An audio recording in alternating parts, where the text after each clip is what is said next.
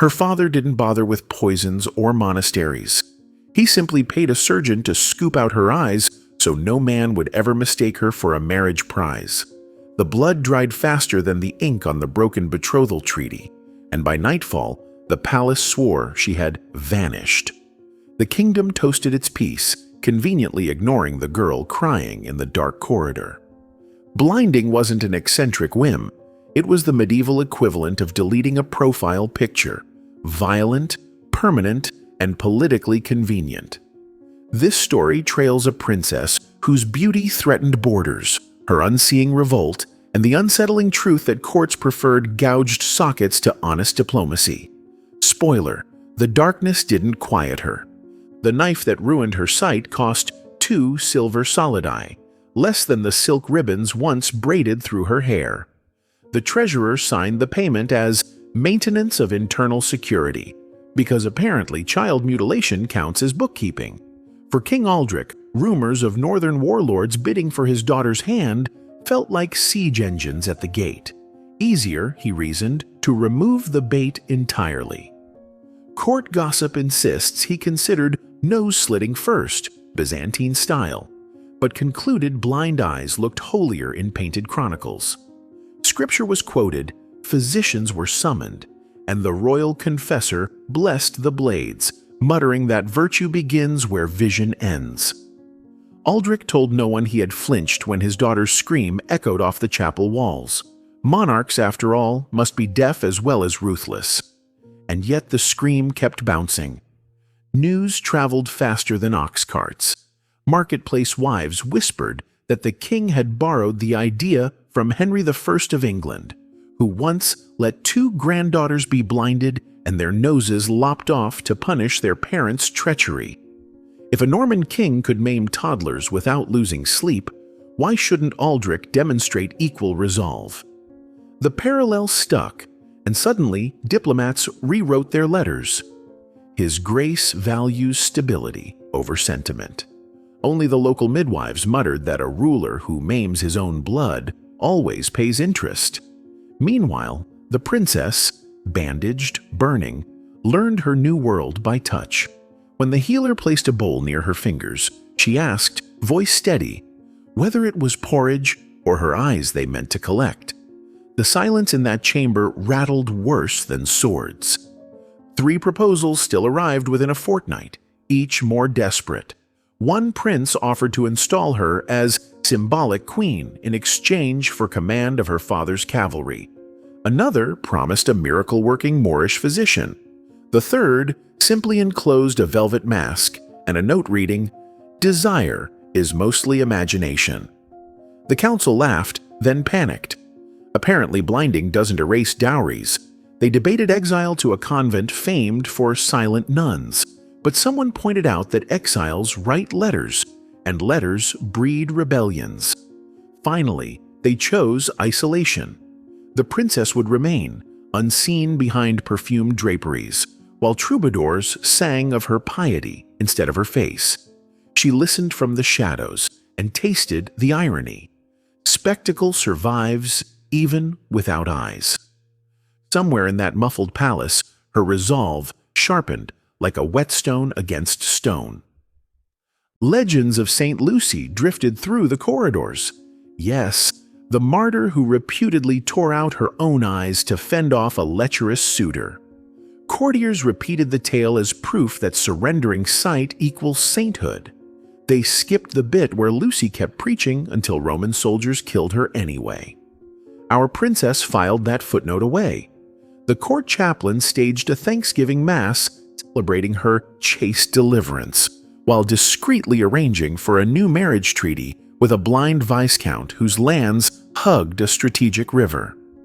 Dry observation: nothing says eternal love like synchronized disability. During the liturgy, candles fluttered, and she smelled tallow, dust, and hypocrisy in equal parts. When the priest thanked God for shielding her from lust, she chuckled loud enough that the choir faltered on a Kyrie. While her bandages sloughed off and angry scars tightened, rumors became currency. It started with a kitchen boy claiming she could navigate corridors unaided. Then a guard swore she recognized his footsteps at 20 paces. By midsummer, bookmakers in town placed odds on whether she would escape before winter.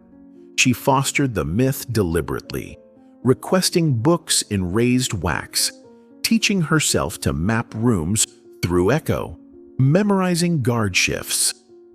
If sight is power, she mused, maybe blindness can be camouflage. She even practiced smiling precisely when people assumed she couldn't hear, humor darker than her surroundings.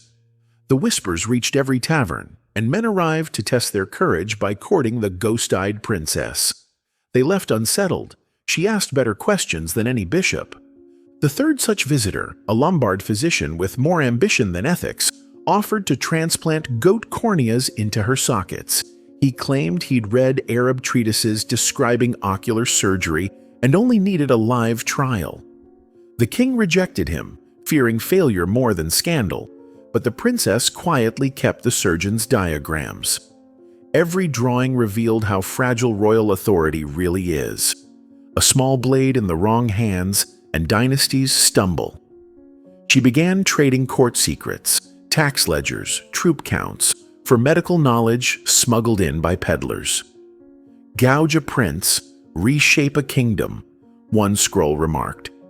She realized the lesson wasn't about eyes at all. It was about where people think the soul lives. When Aldrich discovered physicians lurking near his daughter, he ordered the gates barred, citing Byzantine precedent. Emperors sidelined rivals by blinding them and forbade any cure, because a healed opponent might march back with an army. That decree shattered any daughterly feelings still intact. She began reciting the empire's legal codes aloud while servants cleaned her room, slipping questions into the cadence. How many soldiers guard the eastern corridor? What time do they change watch?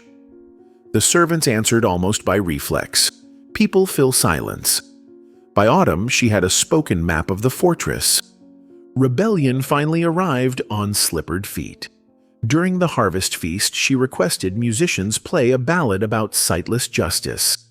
While the court swayed, she convinced the treasurer's apprentice to misplace one key and the butler to swap wine casks for lantern oil. At midnight, she moved through corridors she couldn't see but now owned, counting paces. The oil found the tapestries. The key found dungeon doors. Prisoners spilled out like prophecy. She told them, "The king chose darkness for me. Let's share it with him." They followed the voice that had nothing to do with eyes. Flames chased nobles into the courtyard, where the blind princess stood, veil fluttering like a battle standard. Aldrich barked for archers, but smoke blurred targets and moral certainty alike. She spoke once. "Father, you taught me how quickly light can be stolen." And the crowd murmured approval the way mobs welcome new saints. The king, cornered, offered terms. Half the treasury, exile, absolution. She requested instead that he drop the crown at her feet, and because no one could tell who led the guards anymore, he did. Someone later insisted she smiled as coins melted in the heat. The kingdom woke under provisional rule by a woman who never saw sunrise again.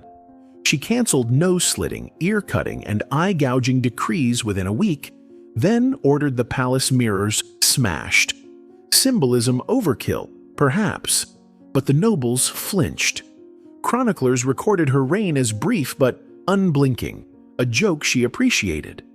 When an ambassador asked how she would handle future suitors, she gestured toward the mirror fragments and said, "I won't need to remove what's already shattered." Of course they did. Potential husbands withdrew faster than armies.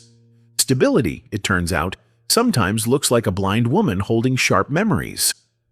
Centuries later, we still retouch portraits and algorithmically hide imperfections. Pretending ugliness wards off danger. The princess's lesson lingers. Deny people vision, and they'll invent sharper ways to be seen. Scroll past her story if you like. Just remember someone once said the same about your newsfeed before flipping the knife.